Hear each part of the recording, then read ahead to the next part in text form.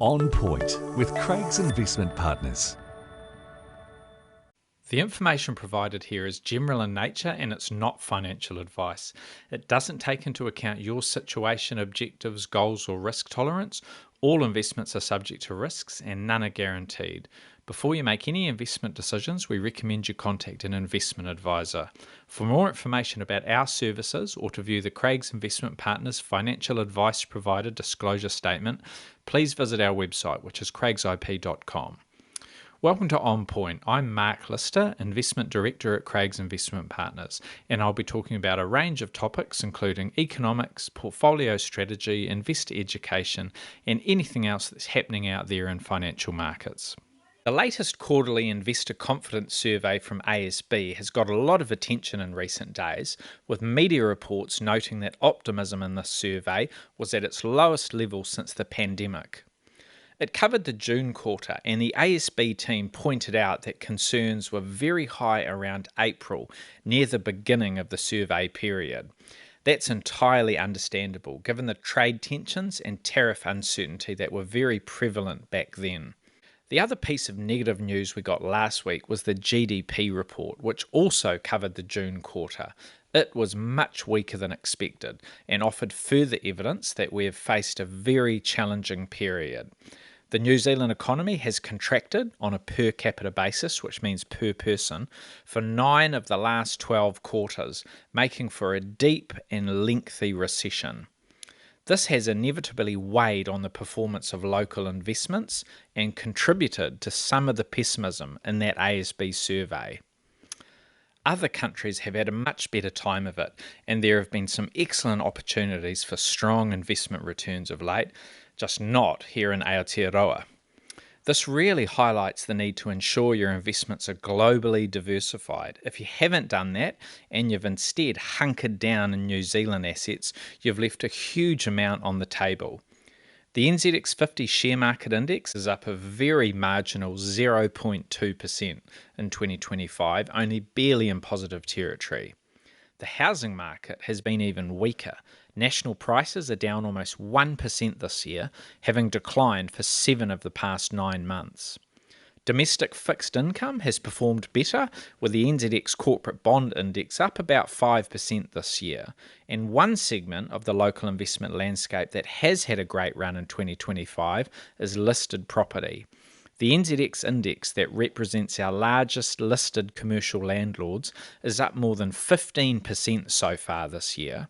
That's a welcome recovery, with the sector flatlining in the previous 5 years. Let's hope that is an early sign that confidence is returning to the broader commercial property sector, and that 2026 will be a brighter year than the last few have been. Most of those returns are pretty mediocre, to be honest, especially when we compare them to international assets. World shares are up 17.8% so far this year, with the dominant US market having returned almost 15%.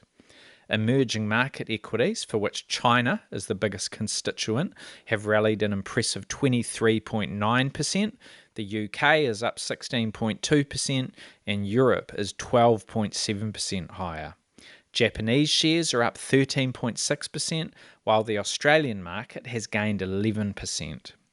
Currency moves push some of those numbers around, and the pecking order changes quite a bit. The New Zealand dollar is up almost 5% this year against a slightly weaker greenback, reducing the return from US shares to just below 10%, and pushing emerging market shares, which are benchmarked in US dollars, down to about 18%, still very strong. However, our currency has fallen almost 8% against the euro, and it's fallen 3% or so against the British pound. That boosts the return for those two regions to 22% and 20% in New Zealand dollar terms. All of those numbers I've quoted include dividends, so they're consistent with how our NZX 50 index is calculated, and they're apples with apples. Whether it's houses or shares that spin your wheels, the lesson has been the same so far. If you had too much, or worse still, all of your investable capital in local assets, you did yourself a disservice. Even if you correctly picked that New Zealand assets would languish and chose to keep your powder dry in cash or in bank deposits, you've still missed out. New Zealand won't always be a laggard, even though we've had a few lean years. It's important to remember that in the decade leading up to the pandemic, New Zealand shares outperformed their international counterparts on 7 out of 10 occasions. However, we've really fallen behind since then.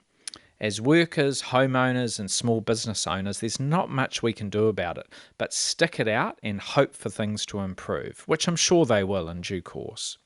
Investors, however, don't face any of those same constraints, and it's never been cheaper or easier to spread your wealth across greener pastures.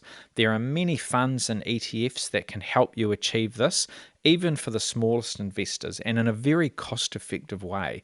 Talk to a good advisor and find out how if you want to know more.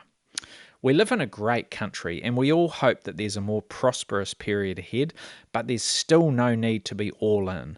The mobility of your investment capital means that the world really is your oyster, and investors should be taking advantage of that. Thanks for listening, team. We'll talk again soon. Enjoy your week. For more insights, visit craigsip.com.